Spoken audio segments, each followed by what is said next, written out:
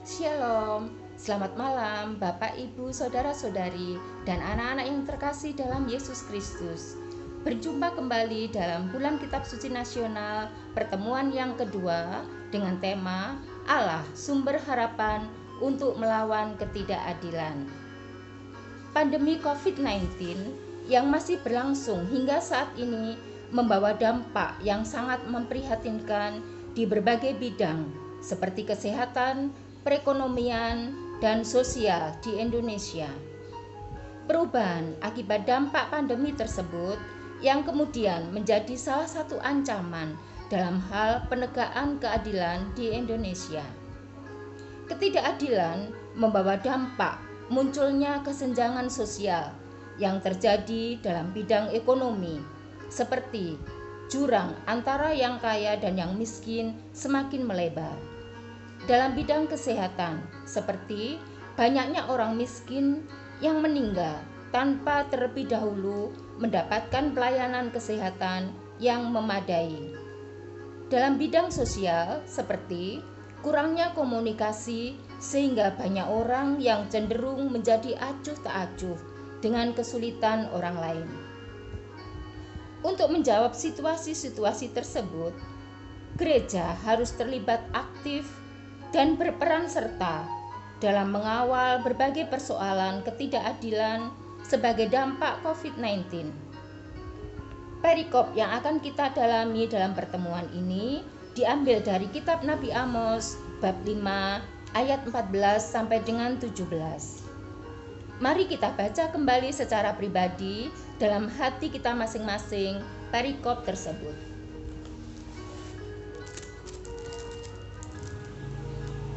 Hidup dan mati. Carilah yang baik dan jangan yang jahat, supaya kamu hidup.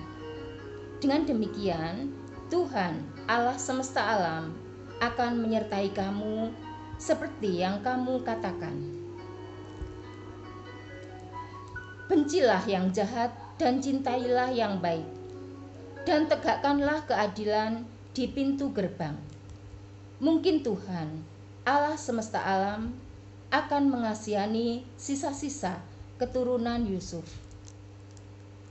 Sesungguhnya beginilah firman Tuhan Allah semesta alam. Tuhanku, di segala tanah lapang akan ada ratapan, dan di segala lorong orang akan berkata, "Wahai, wahai."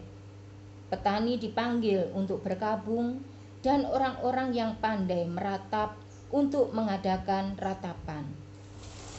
Dan di segala kebun anggur akan ada ratapan apabila aku berjalan dari tengah-tengahmu, firman Tuhan. Demikianlah sabda Tuhan.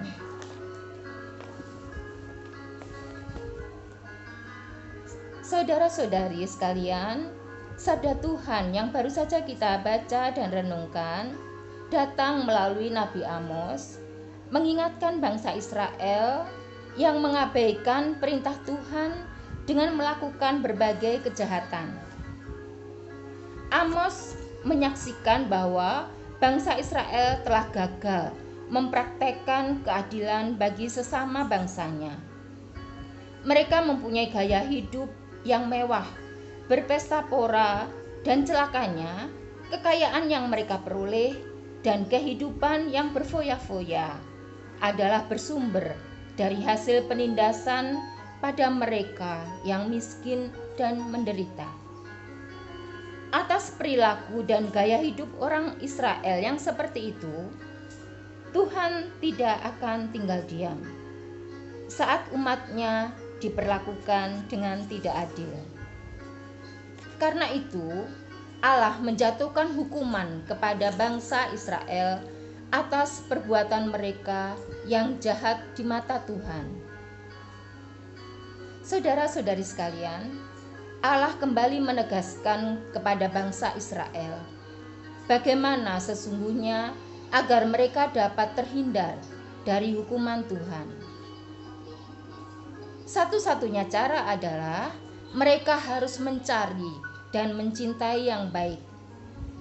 Sebaliknya, mereka harus membenci yang jahat. Dalam perikop ini ada 4 ayat.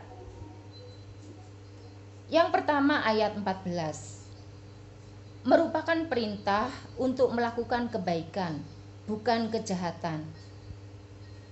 Tuhan akan menyertai dan melimpahkan kehidupan bagi mereka yang mencari yang baik.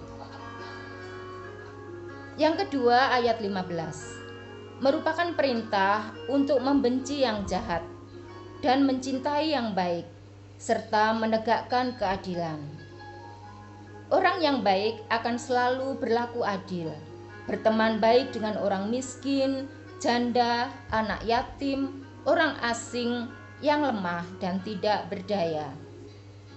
Tuhan berjanji akan selalu menyertai orang-orang yang baik itu yang menegakkan keadilan.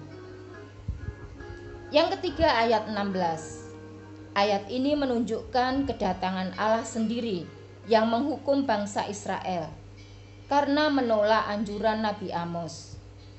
Tidak mau membuang kejahatan sehingga terjadi penderitaan dan duka cita di seluruh kota. Yang keempat adalah ayat 17. Ayat ini menunjukkan akibat karena ketidakadilan. Ketika hukuman Allah datang, itulah masa berkabung dan meratap bagi bangsa Israel. Sebab Tuhan tidak lagi menolong mereka. Saudara-saudari sekalian, pandemi COVID-19 menimbulkan kesenjangan di berbagai aspek kehidupan. Maka dalam pertemuan ini, kita diingatkan kembali untuk menerapkan keadilan agar tercipta kebaikan. Itulah yang harus dilakukan oleh mereka yang menyatakan diri sebagai pengikut Kristus. Gereja hendaknya hadir dan mampu memberikan harapan kepada umatnya yang mengalami ketidakadilan. Saudara-saudari sekalian yang dikasihi Tuhan Yesus Kristus, dalam tema Allah sumber harapan untuk melawan ketidakadilan, hendaknya menjadi semangat umat untuk bersinergi mencari kebaikan, menciptakan keadilan, dan membenci kejahatan. Dengan demikian, setiap orang akan menerima satu sama lain sebagai saudara dan tidak membeda-bedakan dalam memperlakukan sesama. Maka pada akhirnya akan ada sukacita yang luar biasa, selamat dan bahagia karena dekat dengan Allah. Semoga amin.